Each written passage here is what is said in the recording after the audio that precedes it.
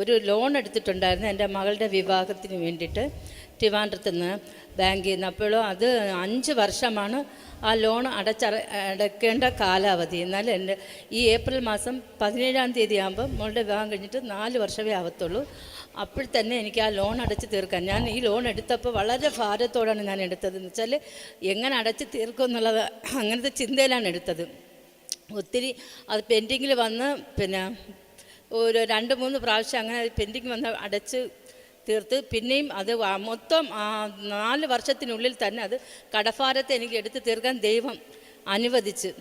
ഞാൻ ഇന്ന് ബസ്സിലിരുന്ന് ഇങ്ങോട്ട് വരുമ്പോൾ എൻ്റെ ബാക്കിലിരിക്കുന്ന 2 പേര് പറയുന്നത് ഞാൻ കേട്ടാൽ, ഞാൻ 8 ലക്ഷം രൂപ ലോൺ എടുത്ത് 28 ലക്ഷം പലിശയായിട്ട് കിടക്കുന്ന എങ്ങനെ എടുക്കുമെന്ന്. അപ്പം ഞാൻ ദൈവത്തിന് നന്ദി പറഞ്ഞു.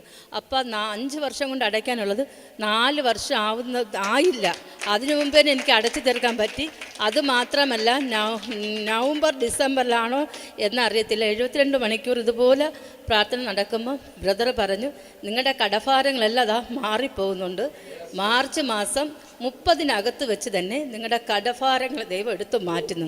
അപ്പോഴും ഞാനത് പറഞ്ഞു, ദൈവമേ എനിക്കും ഉണ്ടല്ലോ അപ്പോൾ ലോണുകൾ, എങ്ങനെയാണെന്ന് എനിക്കറിയത്തില്ല, ഞാനത് ഏറ്റെടുക്കുമെന്ന് പറഞ്ഞു.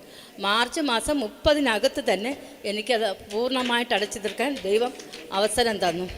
ഈ സഹോദരി ലോണിനെ കുറിച്ച് പറഞ്ഞപ്പം ഞങ്ങളെല്ലാം ഒന്ന് കര ഉയർത്തിപ്പിടിച്ച് പ്രാർത്ഥിക്കുകയാണ്. ഞങ്ങൾ ആ സൗണ്ട് ഓഫ് വിക്ടറി, കർത്താവെ ആ സഹോദരി ആ വിക്ടറി പറഞ്ഞപ്പോൾ ഇതിനകത്ത് നിൽക്കുന്ന അനേകരുടെ ലോണുകൾ തീർക്കാൻ തക്കവണ്ണം ദൈവം വഴികളെ തുറന്നു കഴിഞ്ഞതിനായി സ്തോത്രം.